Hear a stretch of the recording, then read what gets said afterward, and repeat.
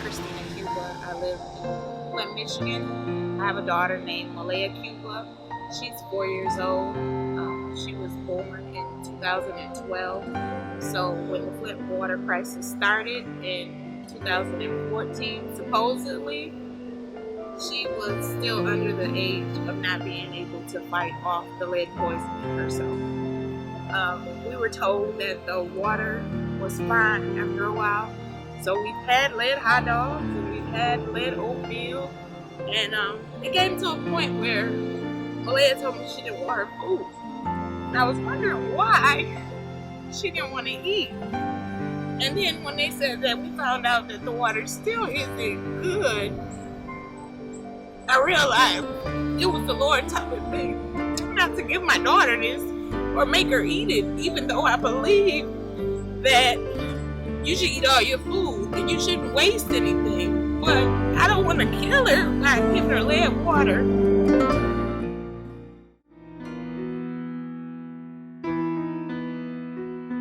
Let's take it back to the end of August 2014. So, one of my caregivers, because I have paralysis from the neck down, when I get a bed bath, they went into the bathroom like a normal routine, exactly at 7:30 a.m. around there.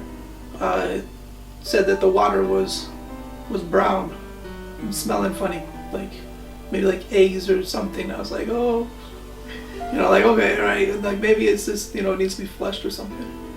Then we started noticing brown water coming out of everything, and at that time they were under a boil water advisory. So what I did is I just told my caregiver, I was like, just grab a mason jar, fill the water up, and cap it and put it away in the closet.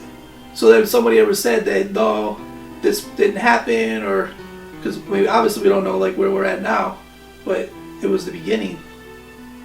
And it was like, okay, where, I'm going to store this water, so if someone says that your water wasn't brown or it didn't look like this, I'll say, hey, go to the closet. And I do that anytime someone comes over and they're doubting it. I'm like, go look at it. It looks like a snow globe. It looks like shredded copper. And so we noticed that the water wasn't right. And I contacted the water department and told them about it. And they said why they were boiling the water at that time. And so I just went on the internet and found reasons, because I started breaking out in a rash on my right thigh. I just stopped using the water completely. I just told people to stop drinking it.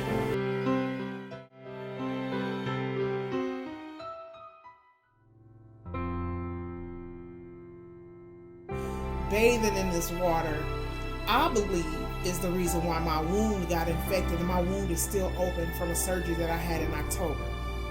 So I'm taking antibiotics and having to pack this wound and still gotta bathe, and it's just a lot to deal with. It's a lot to deal with, and it's like, so I make it a point to cover my wound when I take my showers, so that the water is not being, contaminating my wound any further. It's been a headache. It's been a nightmare, actually, that seemed like you never wake up from, because it's still no end to it. They saying they making so much progress, but they still tell you, filter your water before you drink it. And then they've lied to you so much. It's like, how do you even trust them again? You know what I'm saying? So it's been a constant battle. It has been. And then, like I said, with me being sick, it makes it even more for me. I have to overly be conscious because my immune system is not strong. So I'm more susceptible to catching things than if I was just well, so it's hard. I was born and raised here. I left, went to Florida for a while, and then I ended up living in California for like 10 years. And when I came back, it was an eye-opener, because it was nothing like the city that I left. And then when I came back, at first I was just like, oh my God, this city is just like a ghost town almost. But I see hope. I see the colleges coming up here. I see them building new developments around, and I see, even in this water crisis, I see the people uniting together. So it gives me hope for my city. It gives me a lot of hope for my city, and that makes me feel good. You know, that's like a consolation in a situation like this, you know. So that makes me feel good. That makes me feel hopeful for our future.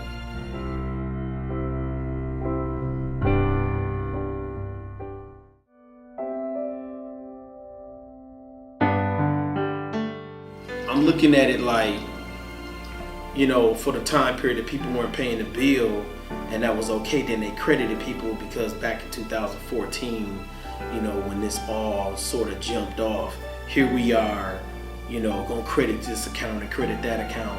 And I'm sitting there like, okay, the pipe's still dirty. People are using it. It's really only good to flush the toilet with. But at the same time, you know, people washing dishes, you can't use all the bottled water, all that different type of stuff, which is some of the stuff that's going on in my house. You know, you still may wash dishes with it. Still, some of us are taking showers with it.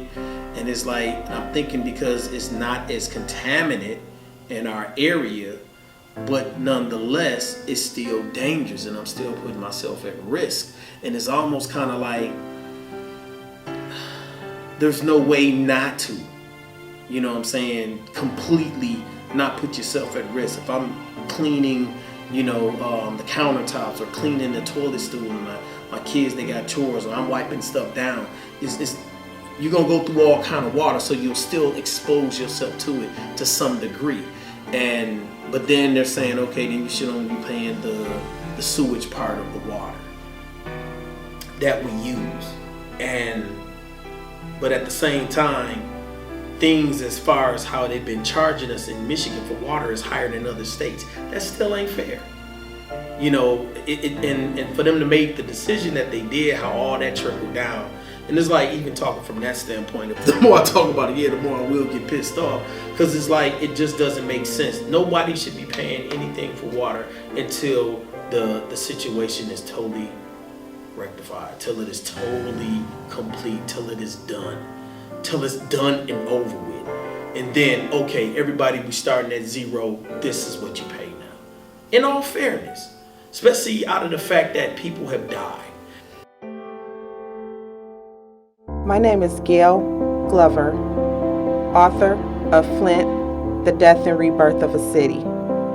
And I wrote this book to bring awareness to what happened here and to make sure that no one ever forgets.